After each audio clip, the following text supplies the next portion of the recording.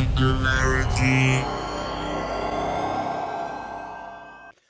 My name is Nicola, and you're watching Singularity FM, the place where we interview the future. If you guys enjoy this podcast, you can show your support by either writing a review on iTunes or by simply becoming a patron via interviewthefuture.com. Today, my guest on the show is arguably one of the most recognizable faces of Bitcoin and the man who, in my opinion, takes the geek out of Bitcoin and makes it easily understandable to the average person. And so, Andreas Antonopoulos, welcome to Singularity FM. Oh, thank you so much, Nicola. It's a pleasure to be on the show again for the second time after a long while. Fantastic. It's been a long 5 years, my friend. I have had endless requests to have you back on the show. I personally wanted to have you back, of course, because I enjoyed the first one tremendously, which we did back in 2014 at the Bitcoin Expo. And let me start with this caveat, very important caveat. Because your time is very limited and very extremely valuable, I will not repeat any of the questions we covered in the first interview. So I'm not going to ask you what is Bitcoin. Okay. All right. So I suggest people go back and watch that interview because we have way too many things happening since 2014 and we need to discuss those now. So again, those who haven't seen the previous interview, go watch it and then come watch this one if you don't know anything about Bitcoin. So let me start. The only perhaps little redundant question, and I'm not even sure if I asked you before that, is if I ask you to introduce yourself in your own words, who is Andreas Antonopoulos? How would you introduce yourself to a person who's never heard of you or Bitcoin in one sentence? Yeah, that's a tough question. I think in terms of what I do, I'm an author and educator. My goal is to help people understand this technology and to teach it to as many people as possible around the world in as many languages as possible, as many countries as possible. And the focus is on Bitcoin and open blockchains, because since we last talked, there's a lot more happening in the space, and there's many interesting experiments happening. Bitcoin, of course, is still my primary focus, but I've done some work in other spaces too. Fantastic. So what have you been doing for the last 5 years, given that Bitcoin's been dead or dying and dead again?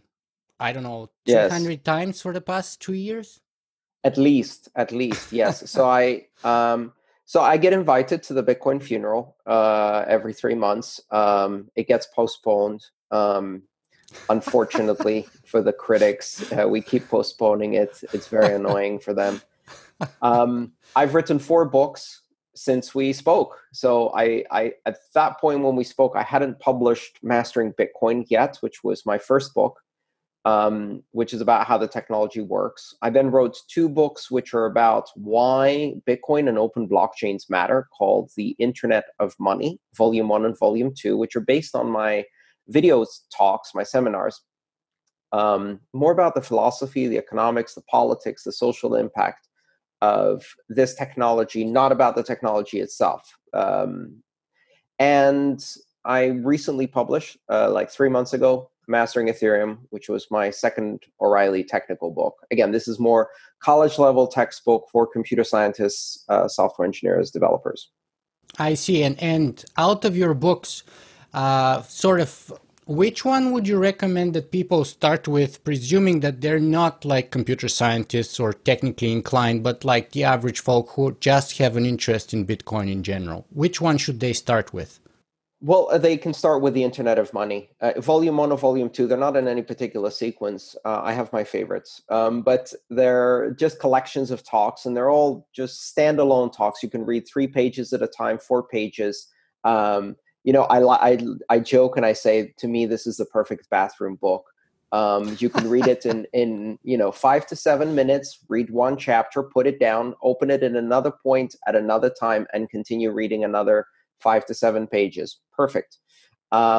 So there's that. But of course, I have more than 400 videos published on my YouTube channel for free. And the books are based on the talks that you can watch in video. So it depends how you like to some people prefer to read, some people prefer to watch videos. My videos also have subtitles in like 30 languages. And some people like to listen to audio. So we're trying to deliver everything in the way you want to hear it. Fantastic. So let's jump right in here. Yes. It's been a long 5 years, up and down, very exciting, lots of drama, tragedy, comedy, everything like hijackings, kidnappings, ransoms, hackings, you name it. Everything collapses, tremendous rises. Everything's been going on. So you are the person who has been following this. And by the way, Bitcoin recently turned 10 years old. Yes. So you've been following this phenomenon for so long. Can you perhaps tell us from your sort of big picture point of view, what are the major issues of Bitcoin today? So Bitcoin is growing and evolving constantly, and it's growing in multiple different directions. It's spawned a whole industry of competing, but also comparable systems, and it's forging the way to become the world's most robust, independent, digital, secure currency and payments network that is open to everyone across borders, that is neutral to all participants, that cannot be censored or stopped or turned off. It allows people to both transmit money, make payments, but also store value across a longer term, which, for the average American is probably not that interesting because the US dollar does it more easily. But in many countries where their currencies have inflation problems, etc., it can be a very powerful store of value or safety net exit from a situation. And at the same time, it's evolving as a programmable form of money, which allows us to build various applications and do things you can't do in traditional banking because it's an open system. Swirling around all of this is this enormous amount of drama because when Bitcoin is successful, it suddenly acquires a lot of friends. People who are like, oh, yeah, I've been in this forever. I've never seen you before, but okay. And, suddenly there's all opportunists around. Similar to what happened during the dot-com bubble, where everybody was a dot-com entrepreneur, and during the iPhone bubble, when everybody was an iPhone app developer. It attracts people who see an opportunity to make a quick buck. Then the price usually goes down a bit, and then all of those people disappear, and the people who are left were probably interested in more than just making a quick buck. And through all of this, I've tried very hard to stay focused on the technology, focused on the fundamental principles, not get distracted by all of the drama, all of the craziness, and really try to be a steady, consistent, non-dramatic voice in the space that, we speak about the principles and hold those strongly: privacy, independence, empowerment, neutrality, borderless operation, open access. Those principles I'm going to speak strongly about every time because I care about them. But then I'm much more flexible about a lot of the other things, and I like to be the neutral voice and try to remain focused on the things that matter. And all of this noise is swirling around. It's sometimes difficult to ignore, and there's a lot of people who want to drag everyone into the drama. But what's really interesting is that despite all of this, Bitcoin has continued to work and do what it's supposed to do. Most people don't appreciate what that means. That means that a currency that is actively offending the entire financial industry and at least 100 governments on Earth has been producing a new block on average every 10 minutes, like a heartbeat, for 10 years uninterrupted, without delays, without shutdowns, without down for maintenance, without closing hours, 24 hours a day, 365 days a year, despite everyone trying to attack it on multiple levels: political, legal, technological. Still there. Keep calling for its funeral. Still there. Surviving. And that's a real testament to the robustness of this technology. Now, we'll come back to some of the claims about robustness of the technologies, or perhaps some of the sort of bugs, etc. But before we get there, I want to sort of share with you a similar sort of observation that I have. I'm in the sort of artificial intelligence, singularity, and transhumanist niche. And nowadays, there's two magic words that, first of all, everyone's a futurist today. Yes. Just like everyone's a blockchain expert. Of course. And secondly, every startup now has artificial intelligence or blockchain technology. Yes, or as I like to call them, if then else and databases. So artificial intelligence, 90% of the time, it's conditional programming, it's if statements and heuristics. It's not really artificial intelligence. Artificial intelligence is what we use to call the thing that the computers can't do yet. And once they can, we just call that software, right? And blockchain is basically databases controlled by central actors that want to get better funding than databases controlled by central actors. Yeah, it's ridiculous. And we have to be able to, first of all, separate the noise from the truth. And I think that's really important. And I see that as my duty to educate people, not to tell them what is truth, because that is appeal to authority, but to give them the tools and the criteria to ask the right questions and determine for themselves which things have substance and which do not. So how do you find out if a blockchain is really a worthwhile project? Now, I have a series of 5 questions you can ask. Is it open? Is it borderless? Is it neutral? Is it censorship resistant? And is it decentralized? And if you say no to one of those, then it's really just a centralized database. I'm sure you have similar things in artificial intelligence and futurism. You have to equip people with the tools they need to make their own minds about these technologies. Absolutely, absolutely. Okay, so speaking of that, actually, let us perhaps here start by differentiating another fad, or maybe artificial distinction, if you will. Because you see, nowadays we have the lingo that, Bitcoin is not so interesting, etc. But you see the blockchain, now that's the real thing, So yeah, Bitcoin would probably die, but the blockchain, that's going to stay around. That's the real innovation. It's the blockchain. What do you want to say to people about that? And usually, by the way, that comes from sort of banking elites, and those kind of types, it seems to me.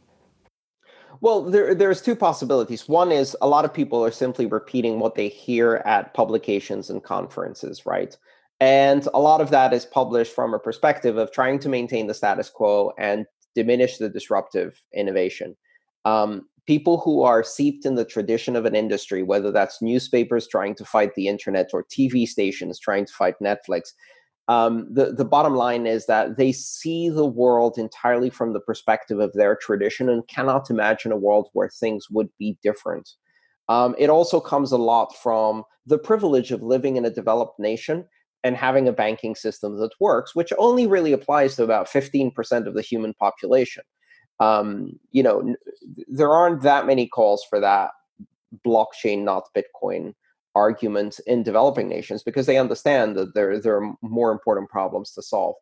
So fundamentally, it's wrong. And fundamentally, it's wrong is because it's attributing to blockchain characteristics that don't necessarily exist. So you'll ask people, well, why do you think blockchain is important? What does it do? It's like, because it allows people to have a network of trust. Well, actually, it's decentralization that allows you to have a network of trust. Otherwise, you're trusting in a third party. Well, yeah, but it allows you to record data with immutability. Oh, well, that's actually proof of work that allows you to have immutability. Without it, any of the participants in a federated system can change the past, so it's not really immutable. And it's not open, and it's not borderless, and it's not censorship resistant, and it's not neutral, and it's not immutable. And it's none of those things. So a lot of what people call blockchain is really an attempt to take as little disruption as possible into their business and continue business as usual, which is why you hear it from the traditional finance industry. And they don't understand why anyone would need a system of finance that's independent of corporations and governments. And the reason is because the one they have serves them. but it only serves them. It doesn't serve the majority of the world's population who are cut off from having access to these systems. So when Warren Buffett says banking works for me, it was like, of course it does, Warren. Look at your station in life. Now let's talk to someone from South America, see how banking and currency is working for them. Not so well? Great. So this whole argument, first of all, I think anyone who's looked into the technology and understood it from a sophisticated perspective understands 2 or 3 fundamental ideas. One, the unique thing about Bitcoin's blockchain, the thing that makes it interesting, novel, and different, is the fact that no one controls it and it's decentralized, so that no one has power to change the rules, which is what makes you able to trust that the rules are going to remain consistent and neutral to the participants. But in order to do that, it has to use this consensus algorithm, it's called, which has this game theory built in, a system of incentives and punishments. And these incentives are delivered in the form of rewards that are paid in a currency. So the currency, the proof of work, the consensus algorithm, all of these things are inextricably tied together to produce the decentralization, the open, borderless, neutral, censorship-resistant nature. You take away the consensus algorithm, or you take away the built-in currency that's used for the game theory, and then the security model changes dramatically and it becomes much more centralized. Once it's centralized, the central party that has control over the blockchain now has a legal responsibility to maintain borders. So it's no longer borderless, because there are laws in place that do not allow any organization really to do transfers of currency across borders without a banking license. So, and if you do have a banking license, then you have to start checking who is sending and who is receiving the money, so it's no longer neutral. And when presented with a law enforcement request, you must be able to stop or reverse a transaction, so it's no longer censorship resistant. And in order to do all of that, you have to carefully control who has access to it, so it's no longer open. So what have you done? Well, you've rebuilt the existing financial system. We already have that. We already have a system that is available to selected, carefully vetted participants who provide their identity information so that the central provider can decide if they should be allowed to send or receive money. And if not, or somebody doesn't like it, they can be shut down. And most of the time, very hard borders, very difficult to move money across countries. And we already have that. It's not really disruptive to change the way the database works in a system like that. What's disruptive is to break out of the chains of those systems and make something that is truly open, borderless, neutral, censorship resistant, decentralized, immutable, etc. And in order to do that, no one can be in control, because the first person who's in control, they get sued, punished, jailed, tortured, killed, right? That's how it works. That's how governments maintain control. So you can only do that if no one's in charge. Well, I have a number of issues here I want to bring to our attention, things that have emerged in the last 5 years. I also have a number of audience questions, so let's see how many of them we can tackle here. Yeah. So, sticking at the sort of big picture level still for another minute or two perhaps, let me see if this analogy works in your mind or not. Recently, there was a big article published, I think, in the New York Times or in the New York Times Magazine or something like that, called An Apology for the Internet. Yes. And it was written by Tim Berners-Lee and a number of other people whose work is basically providing the cornerstones either for the Internet or for the World Wide Web. Yes. Where they basically say that something has gone terribly wrong with the Internet. Yes. To the very core of it, some people have called it surveillance capitalism or what have you. And if we don't change it, if we don't start making changes very soon and fundamental radical changes, that thing that was promised to us as liberation, freedom, open discourse, open discussion, individuality, etc., it becomes a dystopia. Becomes exactly the opposite, right? Mm-hmm. Is there any kind of similar or parallel argument and or danger that has emerged in the last 5 years that may have led you to believe that perhaps Bitcoin might be exhibiting some of the early signs of going towards that direction, or is that completely false analogy?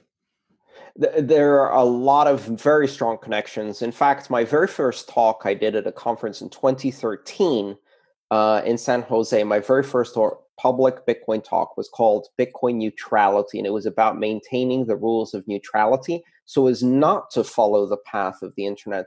What Tim Berners-Lee and many others realized was that they had built insufficient privacy into the base layer of the internet.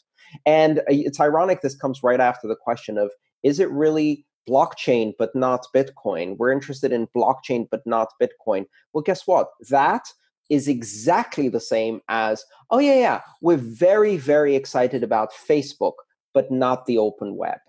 Facebook, not internet. Facebook is the internet, isn't it? No, it's not. It's a centralized, controlled, censored infrastructure that doesn't give you any of the freedoms. It kind of looks like the internet if you don't understand the principles. That blockchain versus Bitcoin and Facebook versus internet is exactly the same argument. And it's terrible for exactly the same reasons. This gives us a very important warning. We need stronger privacy in Bitcoin. Bitcoin currently does not have sufficient privacy in the base layer. Fortunately, we're doing some very important work with the second layer of Bitcoin, which is called the Lightning Network. And it's an intercurrency or interblockchain protocol based on smart contracts. And it has very strong privacy. In fact, it uses a routing algorithm that is very similar to Tor, the Onion routed network, if you know what that is. And so it provides much stronger privacy and anonymity, and not all of the transactions broadcast to all of the participants. But we do need stronger privacy in the base layer. And I've been talking about that for 4 years nonstop. And I think we're getting closer. But it's one of the areas where if we don't take enough action to build strong privacy, despite the fact that when we try to build strong privacy into Bitcoin, we're going to get a massive amount of pushback from regulators, from regulated exchanges, from governments, from all of the people who are like, no, for your own safety, you have to tell us about every transaction, otherwise the terrorists will win. That argument is going to be resisted very strongly. So we need to build strong privacy into these technologies. Because anybody who has access to everybody's financial information is the terrorist in the long run. They become the totalitarian governments that destroy freedom. So that's a very strong point, strong parallel. We need much better privacy. Is there any others, or would you stop at privacy? Well, there is a very important, there's a lot of people who are trying to co-opt and muddy the waters. So they're trying to take away the decentralized nature and centralize it, which is another fundamental problem. Again, we have to resist the Facebooking tendencies that occur in cryptocurrencies. A lot of people are trying to build centralized alternative versions where they say, look, this is better than Bitcoin. It's faster, it's more scalable, right? But what they're not telling you is, but it's less free. And it's heading down a path where in the future, it's not going to be open, borderless, neutral, censorship resistant, and decentralized anymore. They're building the Facebooks of cryptocurrency. And we don't need that. We already have that. You know, we have JP Morgan Chase. We don't need another one with Zuckerberg at the helm, you know? Yeah. I actually interviewed Richard Stallman for my show some time ago, and his message was, freedom is worth the inconvenience. Absolutely. I absolutely agree with. Yeah. It's a design trade-off, and it's a conscious design trade-off. Mm-hmm. Now, let me ask you about a couple of, let's say 3 or 4, I don't know how many we're going to be able to sneak in, specific issues. So yes. They're kind of arbitrarily in chronological orders, things that maybe have stood out for me in the last 5 years. The first one started with an article published back in 2016 by Mike Hearn, where it's called The Resolution of the Bitcoin Experiment. And basically towards the end, he concludes it's a failed experiment. And he basically I think he stopped his involvement, et cetera, et cetera. So, yes. and he lists a number of problems, a number of issues. Entrenchment of miners was just one of them, and among many others. Lack of consensus for a future direction, lack of vision, people problems, etc. That was like one of sort of like the first issues, major issues that popped in, and from then probably bigger and bigger issues started coming up. What do you think about this sort of first I don't want to point of crisis, but argument that emerged that took major popular coverage? I think there's a tendency to look at a decentralized project like Bitcoin and get frustrated with the pace of development and get frustrated with the very conservative and slow development. And some people see that as a disadvantage. Some people see that as a strength. From my perspective, if you can make changes rapidly and take risks in the protocol, you run the risk of creating both security failures as well as having people within the community be able to hijack the direction of the conversation and steer Bitcoin in a way they want. What's happened over the last 4 years especially has been a series of attempts by certain groups that didn't have broad consensus to steer either the development, the conversation, the mining, the strategic roadmap, the scaling debate, or any of these other decisions in a particular direction. And every single one of those attempts has failed. And every group that has tried to exert power that they think they have over the system has proven to not have sufficient power. And, Mike Hearn came at this from the perspective of a developer. He didn't like the direction it was going for. And with a group of other developers, they tried to create alternative approaches and change the direction of the protocol. They failed. Then he talked about how the miners were too entrenched and strong. But that was the next group to try to seize control.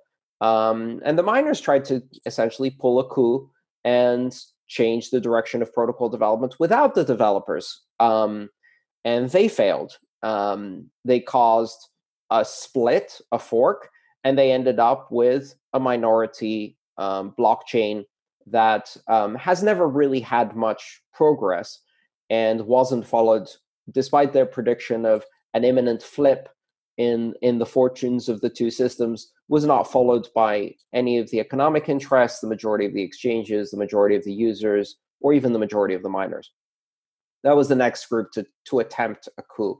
Various political groups that have tried to create foundations and steering groups and committees, they've all failed. Well, if you look at that from the outside, you're like, it seems like governance isn't working in Bitcoin. It seems like we have an untenable problem of governance. And then 10 minutes later, Bitcoin spits out a new block, and apparently it's governing itself perfectly well. Because the trick here to realize is that there are two distinct aspects of governance. There's governance from the human perspective, the political governance of developers, miners, participants, exchanges, users, wallets, developers, et cetera, et cetera. And they're finding that their power is limited.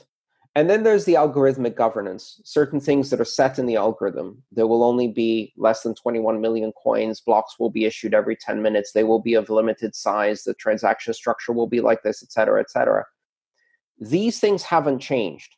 Or if they have changed, they've only changed with very, very high percentage of agreement from all of the participants. It requires that.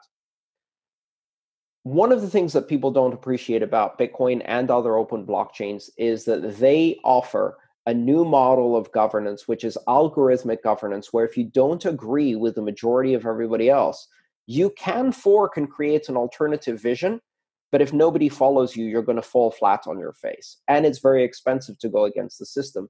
That form of algorithmic governance is an alternative to committees and democratically elected representatives and the Federal Reserve and the board of directors of JP Morgan Chase and shareholder votes and national elections.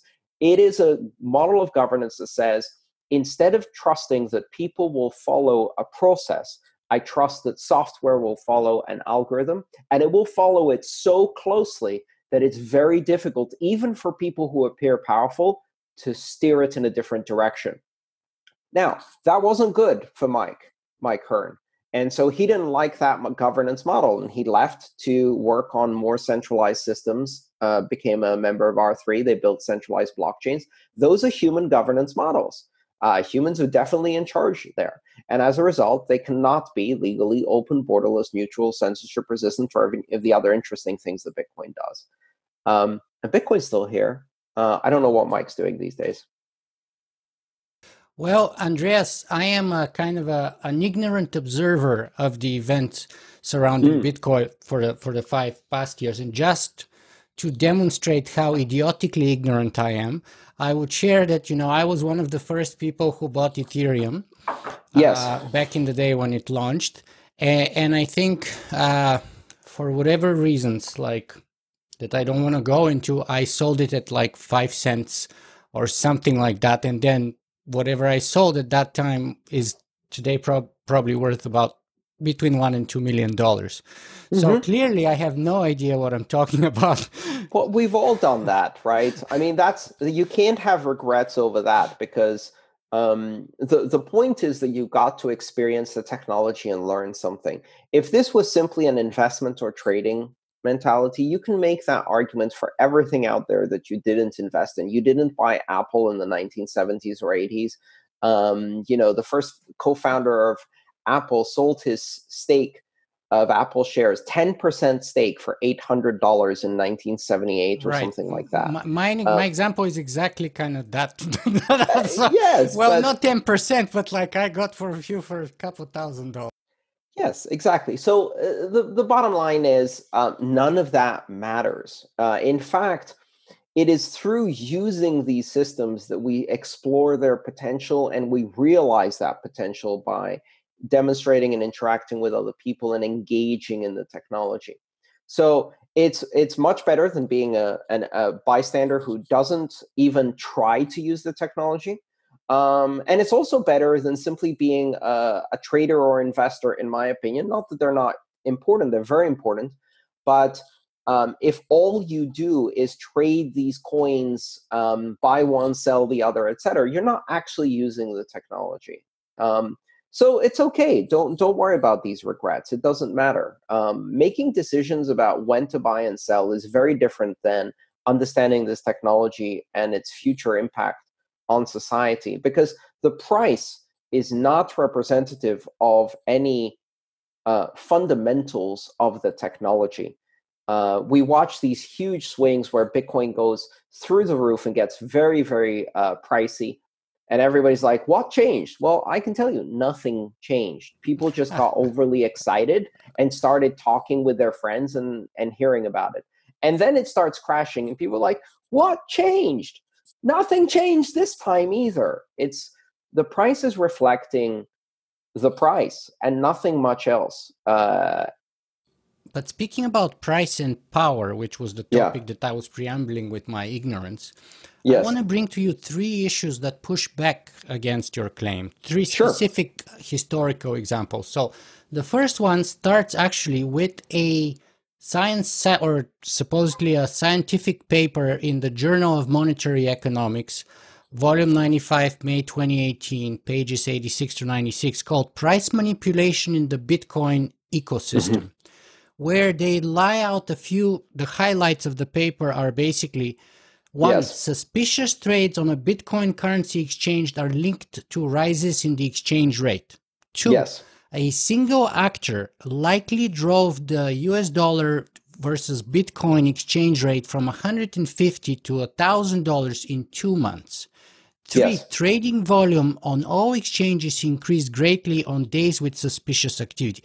Basically, the claim is that around, I think, when was it that Bitcoin jumped suddenly to $1,000? This is 2013, November of 2013. Right. So they're saying that was entirely 100% by design. Manipulated. Yes, absolutely. So here's what's changed since then. So you've got to realize that, okay, first of all, exchanges and the trading of Bitcoin for US dollars or any other national currency has nothing to do with the Bitcoin technology. This is really important to understand. You're not even using Bitcoin technology when you're buying and selling Bitcoin on an exchange for national currency. What you're experiencing there is the stock market like or bank like interface between national currencies and cryptocurrencies.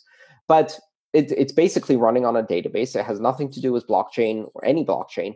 And it's basically a trading engine. Now, this is the worst possible side of banking combined with the worst possible side of cryptocurrencies, because you've got a banking institution effectively, or stock exchange, that is not regulated by anyone. And in the case of 2013, that was an organization called MT-GOX, which was run by a single guy in Japan. And at the time, we didn't have any alternatives. So at the time, there were no good exchanges. There was only one, and it was terrible.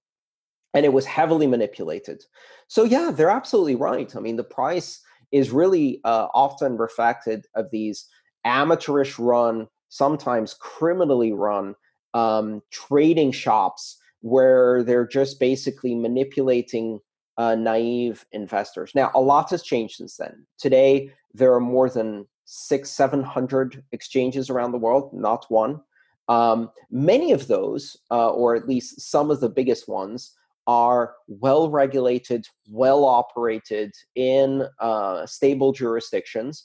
Because if what you're running is a bank that is not controlled by the decentralized rules of a blockchain and the trust that you can put in the rules of the blockchain, then you need the banking regulatory infrastructure that has existed for hundreds of years. If you are giving your money to a third party, which is what you do on a custodial exchange, then someone needs to do oversight and regulation of that third party. Otherwise, you will get manipulated. That's always been true. If you store your crypto on the blockchain and you control the keys, then you have the protection of the algorithm. But that's not what trading is about. Exchange trading has nothing to do with that. So yes, price is heavily manipulated. Less so now, 5 years later, because there's a lot more liquidity and a lot more exchanges, many of which are well regulated. But even today, there was a paper recently that found that 95% of the volume produced or reported by many of the exchanges that are based in China, Southeast Asia, South America, that are not in regulated markets, are faked. So fake volume. And it's bad in Bitcoin. It's worse in every other cryptocurrency. Yeah, that's why I don't believe the price. Yeah, and not only that, but I don't remember if it was the same paper you're quoting, but I read in another paper that what many, if not most, exchanges do is they get ahead of your trade in order to profit. You know what I'm front saying? Running, like the flash, as it's called. The flash traders. It's called front running. Yes. Where basically you know that there's a trade coming in that will move the price enough, and you buy at the lower price and sell at the higher price. So yes, exchanges do that too. It's illegal. They can only do that when they're not sufficiently regulated. Anytime someone else controls your money, they need to be regulated. The only reason blockchains can step out of that model is because no one controls your money. It's controlled by algorithm. That's not how exchanges work. We need to make this clear separation between the bank-like system that exchanges operate and the actual blockchain. If I go out and I trade Bitcoin for fiat with someone at a Starbucks, and we do our own trades, and we keep the money on the blockchain, and we don't give control to anyone else, none of these problems happen, right? The security model is the blockchain security model. So let me get this straight, though. The implications of what you're saying. Are you saying we shouldn't be using exchanges, or are you saying that we need actually, are you saying that actually you're in support of some regulation as far as exchanges are concerned? Any organization that has custodial control, which means they are holding the keys to your money, must be regulated. This is consistent to everything I've said. In my testimony in 2014 at the Canadian Senate, I specifically told them these need to be regulated by banks because they have all of the risks of the banks. They're not blockchain technology. They are bank technology, and they have all of the risks, bigger risks than the bank, because you can't easily digitally rob a bank and run away with all of their currency, right? But you can with a cryptocurrency, which is why people keep hacking and stealing money from exchanges. Again, this has nothing to do with blockchain. So yes, I call on regulation for custodial institutions. For users, you have to be very careful and very aware of what exactly you're getting. I use exchanges. I don't use them to store my cryptocurrency. That is way too dangerous. I use them to exchange. And when I do so, what I do is I transfer the cryptocurrency, I trade it for fiat currency, I withdraw the fiat currency. In total, in and out in 15 minutes. That's the maximum exposure I have. And when I leave, my balance on the exchange is 0.00000 15 minutes later. And during those 15 minutes, I'm going, please don't get hacked now. Please wait another 15 minutes. Get hacked later. Please don't go bankrupt now. Please don't have your bank account shut down now, because those risks all exist. What I'm doing is I'm choosing to take some of those risks for a very short period of time with full knowledge of the service I'm getting in return, which is quick and easy high liquidity conversion into fiat. But here's the better way. First of all, you only need that if you're treating this not as a currency, but as an investment, and you're in and out all the time because you're trading it. I use it in my business. I get paid in crypto. I pay my employees in crypto. I pay my suppliers in crypto. I pay my partners in crypto. I run my business on crypto. Guess what? I'm not doing much exchanging. I'm staying in the crypto economy. Are you 100% crypto now, or 90%, or? No, probably only about 50% crypto. 50%, okay. I still have US dollar bills that I have to pay, and I still get paid by US dollar from people who can't handle the crypto side. I give them a good discount to pay me in crypto. Some can't even handle that. But think about it this way. If you're a customer, if you're a person who lives in the US and you're operating in the US dollar, how often do you exchange it for other currencies? You don't. You stay in the economy, right? And so you don't have exchange risk, exchange rate fluctuation risk, or custodial risk, or the bankruptcy of your bank risk, and all of these things. So as long as you stay in the economy, then you don't have these risks. If you live with one foot in fiat and one foot in crypto, and you're constantly trading between the two, you're not using this as a currency. You're treating it as an investment and really as a get-rich-quick scheme. And then you have very high risks. Mm-hmm. Let me ask you, give you the third example, and then we can move on from there. And I'm afraid that time is running out. My goodness. So the third example that was arguably a very controversial, brought a lot of sort of in. So let's say the other one were kind of criticisms from outside of the community, more or less, but especially to the Ethereum community, very controversial was the execution of the hard fork. And for the DAO, you mean? Or yes. Well, now there've been hard forks in Ethereum, hard forks in Bitcoin. Right. In fact, if you look at it historically, I would make a strong argument that the DAO, which led to the hard fork in Ethereum, was actually the precipitating cause for the hard fork to Bitcoin Cash, because it gave people a roadmap. They saw what happened in Ethereum, and they're like, oh, we could probably pull this off in Bitcoin too, and then got inspired.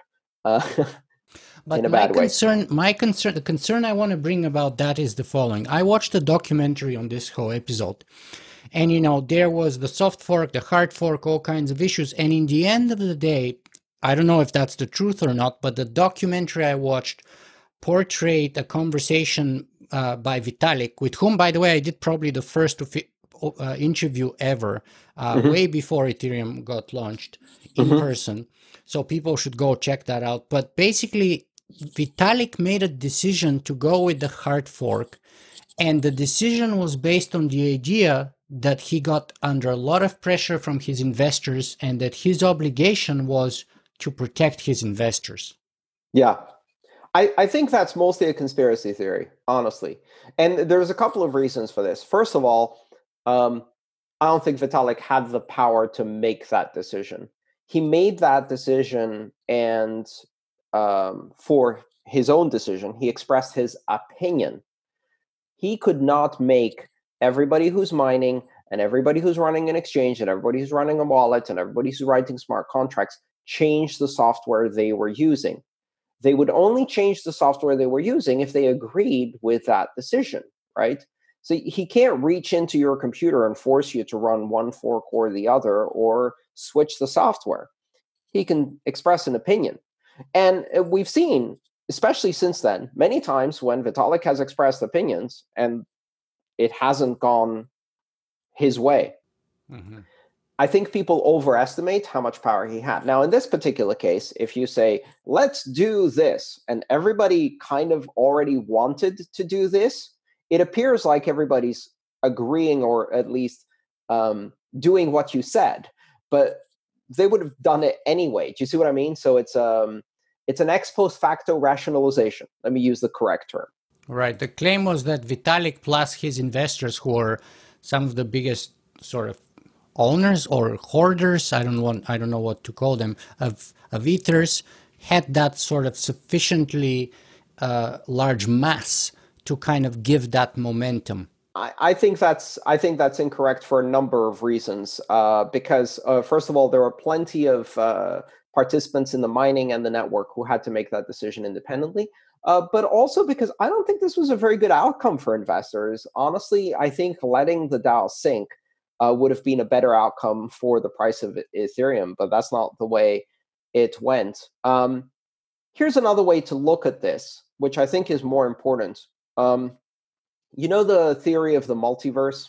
Yeah, of where course. At a quantum level, every choice, every binary choice, true, false, 0, 1, yes, no, leads to an effective split into two parallel courses of the universe, where in one, the decision was yes, and in the other, the decision was no, and they both coexist. And the universe is forever branching out in infinity into the multiverse, which contains every possible decision. Well, here's an interesting thing. We've now realized that that's how governance in crypto works in terms of forks. You want big blocks? Great. You want small blocks? Great. You want the DAO bailed out? Yes. You want the DAO not bailed out? Great. All of those universes exist. Every time someone decides, let's bail out the DAO, some people go, let's not bail out the DAO. And then the universe exists with two Ethereums, one in which the DAO was bailed out and one in which it wasn't. And the best part is, not only can you choose which one to focus your attention on, but you can also choose to have your money in both. So nobody loses. I mean, this is the brilliant part. Of course, if you make the wrong choice and you end up in the universe where the Nazis win the Second World War, and then you're like, oh, this one really sucks.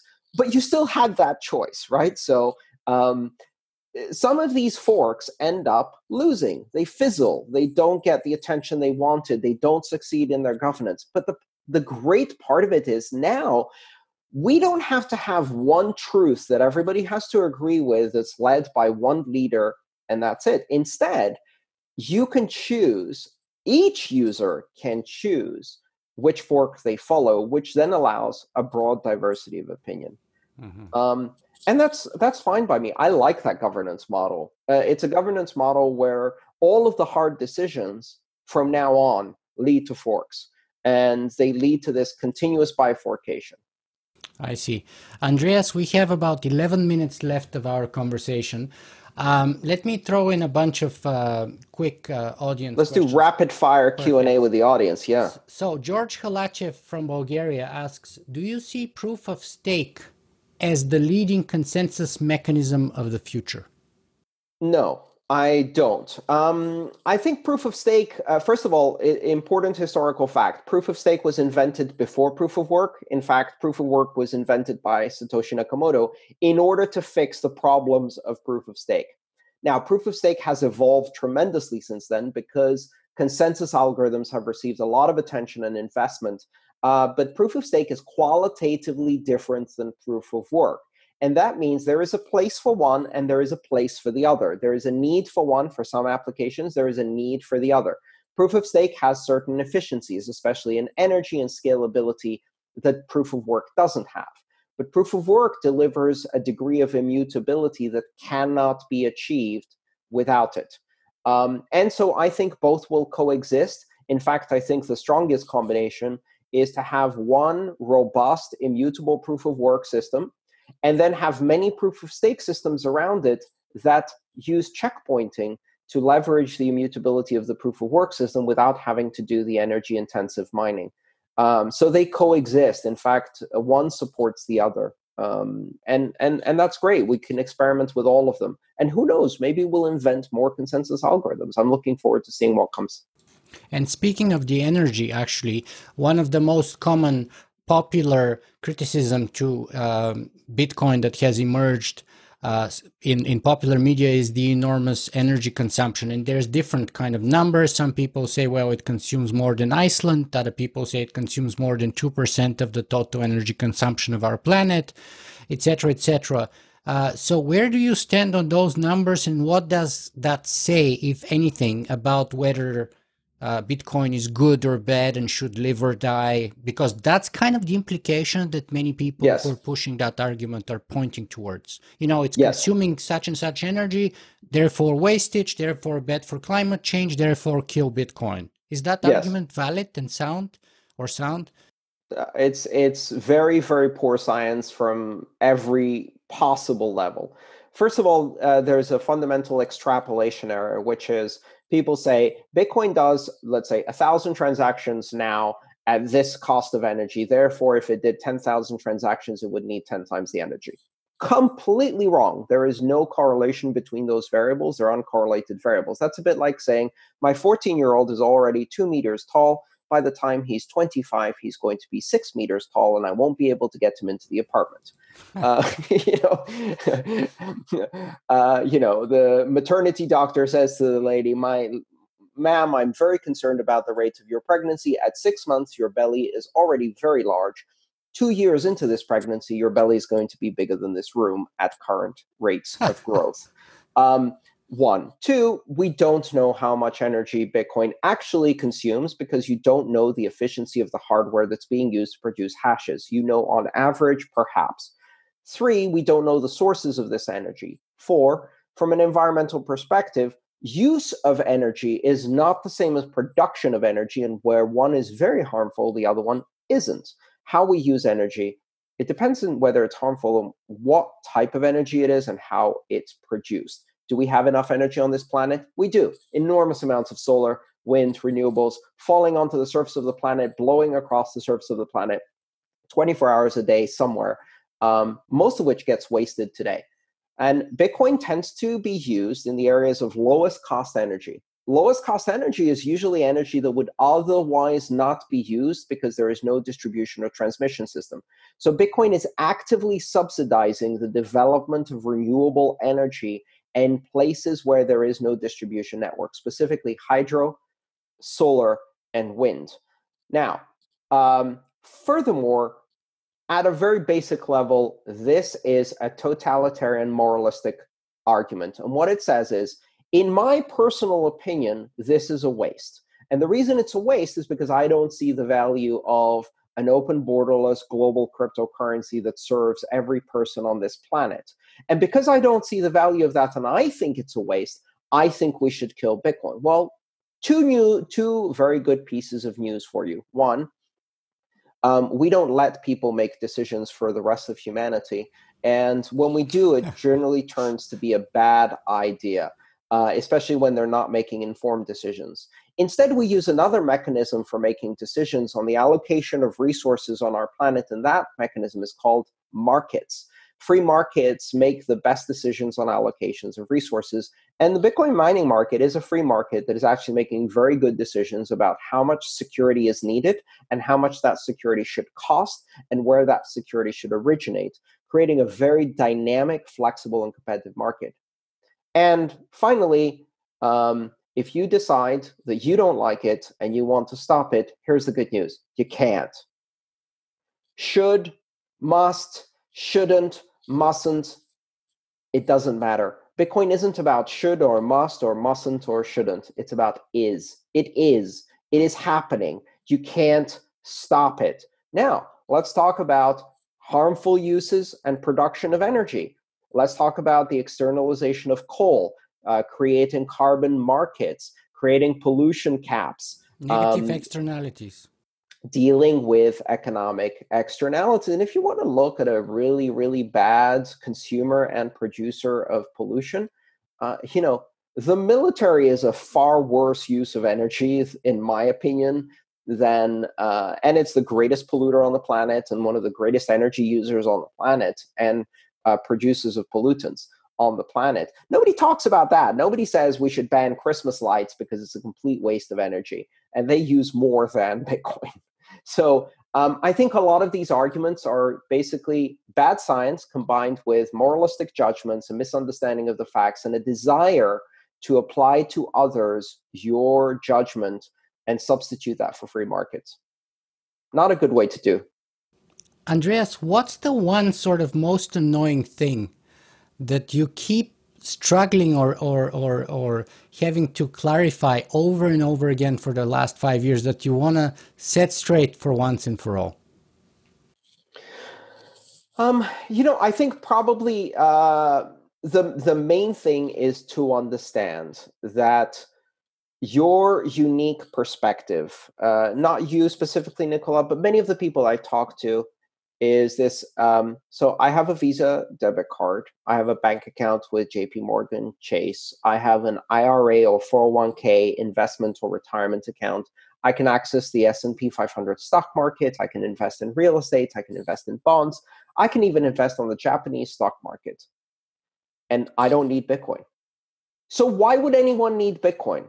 The reason why someone would need Bitcoin, would need open borderless cryptocurrency, is because not everybody has those capabilities. In fact, once you start looking and understanding the number of people who have access to all of the things I just said, which includes approximately 250 million Americans, another 200, 300 million Europeans, a small sliver of the upper class in China, Russia, Japan, 10%, Korea. Would you say? 15%. Okay. And that leaves about 85% of the world population dealing in single currency, limited access to banking, mostly cash-based societies, no access to investments, no access to liquid capital, no access to loans, no access to currencies that are different so you can protect yourself, no access to the ability to hedge risk and protect the future of your children. And I go around and I tell Americans, you don't need Bitcoin, but when I have this conversation in South America, everybody's like, yeah, please tell me more. So that's the fundamental argument, which is just because you don't need it doesn't mean it is not needed. All it means is you are privileged. Good for you. Congratulations. Now imagine a world where everyone had the financial security, power, and expression of an American, of an affluent European, of a rich Japanese person. Could we do that for everyone, please? That's what Bitcoin's about. So that's one of the main arguments for me.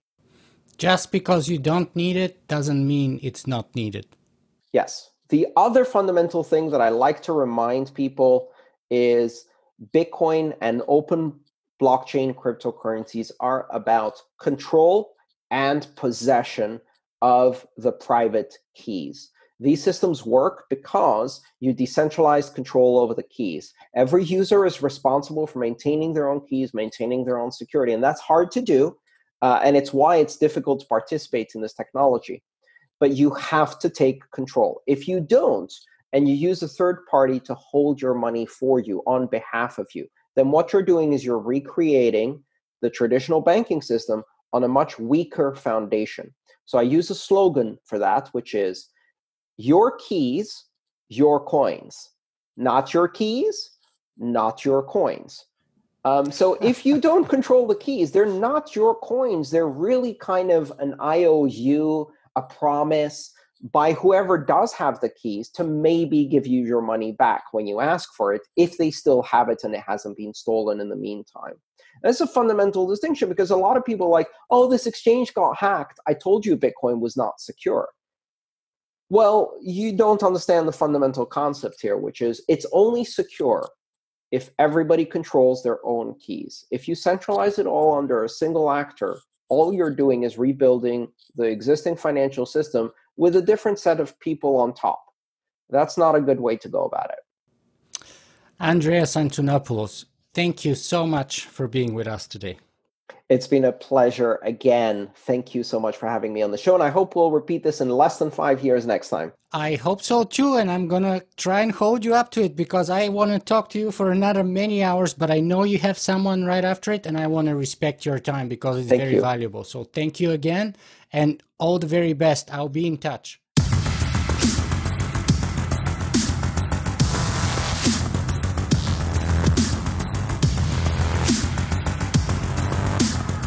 If you guys enjoyed this show, you can help me make it better in a couple of ways. You can go and write a review on iTunes, or you can simply make a donation.